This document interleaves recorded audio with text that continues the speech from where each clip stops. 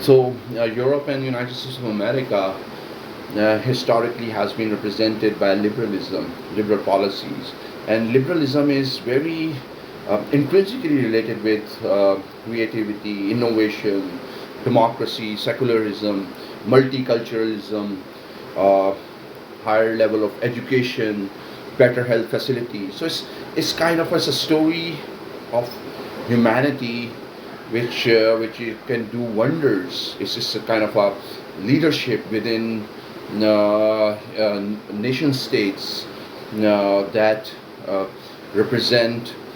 I mean, all the world's technologies and innovations can be identified through uh, Western knowledge or Western knowledge base and uh, governance practices or represented through bureaucracy, whether it is international or local bureaucracy, or it would represent business strategies, competitiveness, how to achieve business competitiveness, while also following the path whereby businesses are always innovating and creating value and value addition. I mean, it's like a great story, but inherently it is a story of humanity. When you talk about liberalism, then you should understand it is something which is the story of a certain perspective about humanity, which starts from human rights. I mean, realization that the dignity of the dignity should be represented and practiced all across the world. But it's a great challenge. I mean, there can be so many examples. One example is Microsoft's Bill Gates. I mean, look how much work he has done and how much he has. The Melinda Gates Foundation has done for Africa, for Asia, and especially for Pakistan. While at the same time, Microsoft represents most probably YouTube is with Microsoft. I'm working with Microsoft Copilot. So uh, it, Microsoft is working with the threshold of technological innovation, while at the same time doing wonders for humanity. But yet again, economists can explain it better in a sense that even billions of dollars could be spent, but sustainable development would happen by local or national empowerment.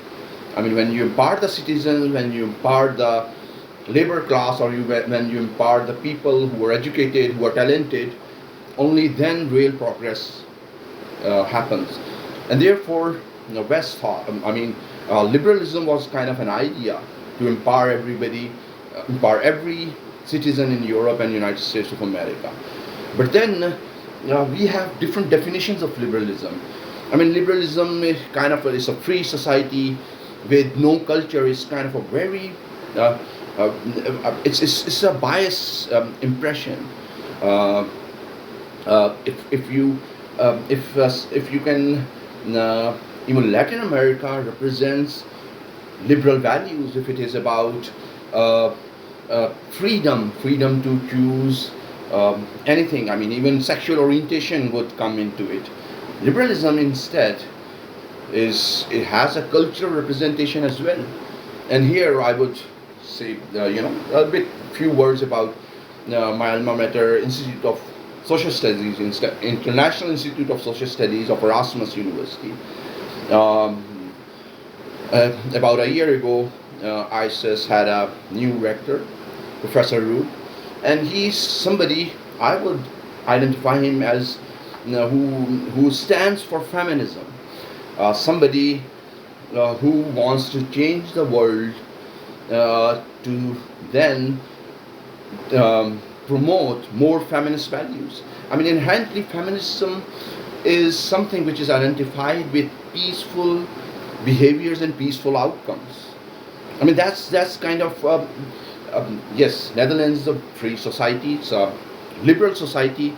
It has certain connotations, but then to only represent it through those liberal practices needs to be understood in its right context. I mean, Dutch are very family-oriented people.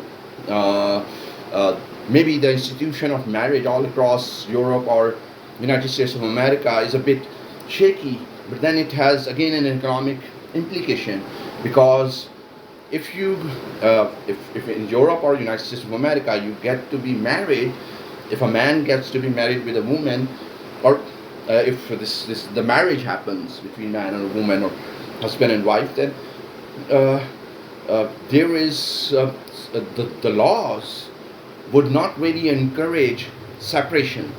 So, in case there is some kind of a conflict between the couples, uh, more than 80% of assets of the husband would then be transferred in the name of his wife. Therefore, this it's pure economics, which then promotes this which has weakened the institution of marriage. But then again, um, even most of the Dutch are represented through family values, represented through a really evolved culture where they have, I mean, one of the best restaurants, one of the best bars where they just go and sit and talk. That's about it. I mean, of course, there can be concerts, there can be intellectual symposiums. I remember there is something which is called as European Social Forum, which is this World Economic Forum. Then there was a European Social Forum where students all across Europe would really participate in seminars, series of seminars for weeks on, and every year it is either happening in United Kingdom or France, in Paris, in United Kingdom, London, or in Spain. It might be in it might be in any of the main cities of Spain. Or so, what I'm saying is that I mean, Institute of Social Studies is a development school, and it always has a Dutch rector. Uh, and what our honorable new rector is bringing to International Institute for Social Studies is feminist values being translated into pedagogy, student culture, institutes culture, and that is very important. I mean, if you listen to him, he's a very subtle person. I mean, if you talk, I had so many Dutch friends, so I could understand. I mean, Dutch are one of the most hardworking people. I mean, it's just one of the most hardworking European nation, and they are enterprising. They most of the time they spend their day routine, or uh, if you can say a standard routine of Dutch people is to start out the day early, concentrate on work irrespective of the hierarchy, and then by noon they get off the work, and then they uh, maybe somebody is following some art exhibition, somebody is going to a symposia, somebody is meeting friends. So and everybody is kind of moving across Dutch cities on bicycle or trains. I mean, Dutch have a really great social life where they are represented through notions of friendship, notions of respect, but while having all those cultural representations, these evolved cultural representations of a civilized society, and of course, law and order is situation is really good. I mean, this is one of the most peaceful countries. While at the same time, the Dutch are represented with freedom of expression, but I mean, it's one should not take freedom of expression what is being told by the media. I mean, there can be on and off incidents, but Dutch mostly represent their freedom of expression through respect and decency. That's what I know. I have so many Dutch friends. I spent 10 years. Many evenings I would be sitting with my Dutch friends in a bar or in a restaurant. So, and then, I mean, of course, it was 17 years before. It was in kind of from 2000 to 2008, and what was happening is that it might have represented me being a student among other students, while most of the time, yes, Dutch are, for example, European, it is true for American, Canadian, Australians, the, they would, everybody would like to remain physically fit. So most of the evenings might as well be spent in doing some kind of athletic activity. Either you will be jogging towards the beach, or you will be playing football, or you will be playing hockey or other sports. And that is why Dutch has such a great hockey and football team, and they are really good at other sports as well. While people, you will find people going to the gym as well. So, uh, one good thing you need to understand is that they, the liberalism also represents independence. I mean, respect and independence is very close to each other, kind of a thing. Uh, you know, every individual has the opportunity to represent himself and herself, while they would have their family values, they would meet their families, and all this is being made possible because of good economics. Of course, individual. I mean, if I am economically empowered, if purchasing power in Pakistan is really strong, good.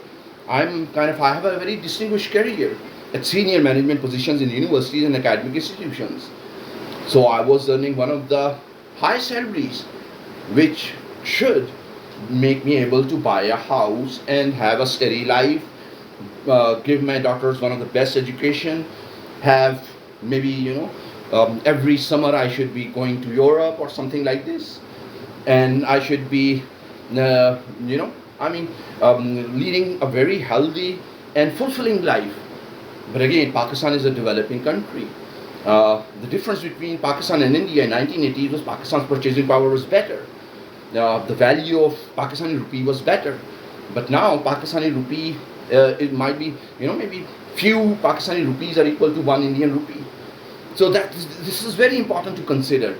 I mean, euro is one of the most dominant global currency. So the Dutch, which have a welfare, which is again, which follows a welfare model all European countries follow, and welfare is directed towards immigrants. Most of them are Muslims, many of them are Pakistanis. I mean, Pakistanis have a good presence there. So welfare orientation is towards the immigrants, while at the same time, Dutch do not have a very high salary structure. What you will be earning in United States of America, or what you will be earning in maybe Australia or Canada. Instead, the best salary would be about 3,000 euros. I mean, that's kind of a great salary. While at the same time, you should understand that, that in a household, in a Dutch household, both husband and wife would be working. So it will amount to, after tax deductions, because it's the taxes in Netherlands are very high. So yeah, you would be having, maybe you combine the incomes of both wife and husband, it will be 5,000 euros. And with 5,000 euros, you can have a really good and decent life. While at the same time, you could afford to mortgage a house, have a great health facility for yourself and your children. So everybody is empowered. I mean, this is, I'm talking about the salary class, but then the businesses, businesses represent, it is kind of universal that the money is with the businesses.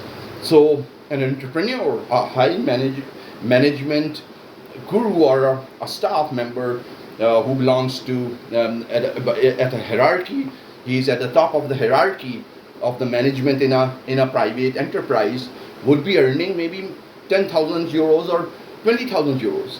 But having said this, since education is subsidized, health is subsidized, so every Dutch would have an opportunity to have a really empowered life, and because of economics, their life would represent work and leisure balance in a more perfect sense. While at the same time, the Dutch would be traveling across the world. I mean, when the summer comes, most of the Dutch would go to Latin America, Caribbeans, or they would go to many places in Africa, East Asia, where they can enjoy summers, hot weather, because Dutch it rains mostly in Netherlands, and then it's kind of a it's just a winters. Most of the months it is really cold, raining and cold. So um, so this is there is a perfect balance. I mean, Netherlands should not be identified by. I mean, you can the impression we get is that it's a free society, and they don't have values. It's something that needs to be understood. So Professor Ruth, I think he's I mean, I have friends like him. He's young. He is focused towards feminism. He this feminist idea of development, where empowerment should happen through all those manifestations which have a feminist dimension to it. And now you can imagine, I mean, feminism, what can be feminism in leadership, which should promote peace? What can be a feminism in entrepreneurship, which should promote equality between men and women as far as salaries are concerned? Even in United States of America, women earn less than men in one of the top positions. So Dutch is a very balanced society. I mean, the schools are thriving with intelligent children, if I remember it, and definitely on Christmas it is a special. There are special occasions where all parents would bring their children on the streets of Den Haag, Amsterdam, and they would be they would have fun. I mean, there is this Lion King was, I think, even for 15 or 20 years, Lion King was playing in one of the Den Haag's cinema kind of a. I mean, it's a great place for children. It's a great place for young people, students like me, international students, as well as Dutch. Dutch have no problem interacting with international students.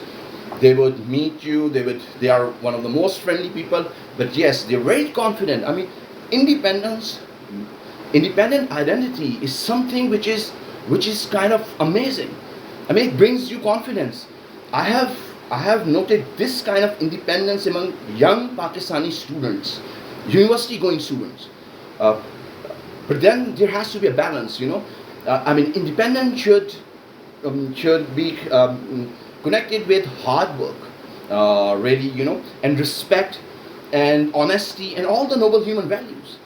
So Dutch youth are not only they they follow the culture where they would represent an independent identity, but it would directly link with confidence and then leadership and then aesthetics, because arts, drama, film, storytelling is a very inherent part of their culture. I mean, you go across The Hague, all the major cities, Rotterdam, Amsterdam, Utrecht, you will find that after in main markets, not only you will find one of the most expensive brand for clothing or any other brand, fashion brands, for other items, but you will also find galleries. And one of the most amazing, I mean, they would have galleries after every 2-3 shops. They will have a really great gallery where artists would have exhibitions, while at the same time, Netherlands, all the major cities would have great museums. So Dutch people are really great at knowing the world culture as well. I mean, all the books, all the popular books written all across the world, irrespective of the language, would then be available in bookstores in the Netherlands. And most of the Dutch spend their evenings reading books every day. While imagine, working hard, having some leisure time, doing some sports, then meeting with friends, and then all of that is happening on bikes. They use bikes, from work to then home to then going to meet friends, or then to a sports center or athletic stadium, and then finally when they go home and have great dinner, or maybe at one of the great restaurants. I mean, You can afford a great meal at maybe 10 to 20 euros, which is kind of quite affordable, at least 2 to 3 times a week. And when they would, and of course, every Dutch, this Dutch culture that everybody pays for themselves. So it's not a burden. It's not a kind of a party at the expense of somebody else. They would have great time with friends, and then when they go home, they would spend an hour or two reading one of the most popular, one of the greatest literature that is available across the world. So I really enjoyed my time in the Netherlands. Of course, the internet. I belong to that age. When I was in Netherlands, this Internet of Things were there. YouTube was there. Social interactions were happening in internet. While I could go to the library, and I would then have opportunities to meet friends across. Traveling to one day we would plan to just go to Paris or some other city, or spend some time in Amsterdam, wondering about one. Amsterdam is one of the most beautiful cities. So it's just what I'm trying to say is that ISS would gain a lot in respect of uh, uh, feminist culture, values to pedagogy, a right academic orientation through Professor Rudd, who I think is somebody whose intellectual orientation is based on feminist values. There are some great professors. Professor Irene, a Dutch professor. She has written so much about feminist economics. So there are many manifestations of feminism, which some might be culturally contextual. I mean, Dutch might consider feminism in a different respect, while at the same time, ISS is a development school, which, I mean, to talk about colonization and its exploitation is already having a feminist approach towards economic development. So you can imagine there cannot be a more subtle addition to National Institute of Social Studies. There's such a dynamic learning rector. I mean, professor. I mean, I would definitely maybe I would love to meet him and meet other of my professors and friends. So it makes me confident, and I feel happy to then see his YouTube videos or his press representations, to then feel really happy that, yeah, of course, what this world needs is a feminist approach towards everything. I mean, peace is kind of a feminist approach, but then one has to consider it that feminism is not an easy take. I mean, imagine thousands of years have passed, and women are defined by a certain role. It's only few decades where women are represented with greater empowerment, and still, these behaviors, these inherent behaviors, are not yet being understood. Uh, I have contributed a little towards understanding what feminism might be really, how to contextualize feminism in a Muslim country. I mean, it's all, again, if you follow me, I'm talking about noble human values, values of decency, values of respect, values of confidence and creativity. I mean, yes, I mean, feminism is if a woman can have her independent identity. And Islam says that as well. So, yes, maybe the Western world, Europe, should really understand that, Islam is all inherently defined through feminist values, decency, culture, representation through great art and aesthetics, individual rights, and based on respect and confidence. Now, something which a parent would feel towards their children. I mean, this is kind of a.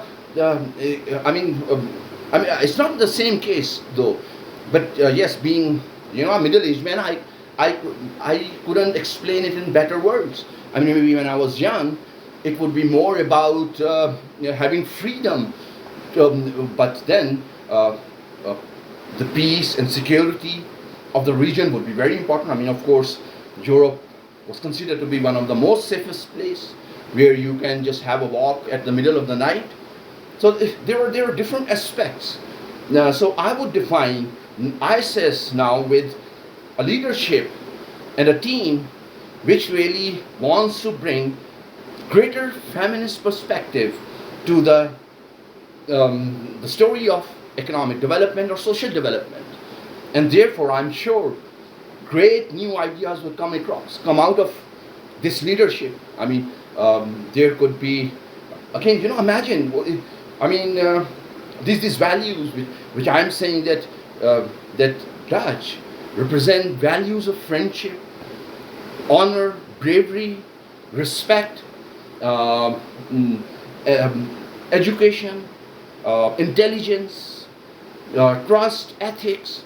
I mean, all these values are represented in Dutch culture.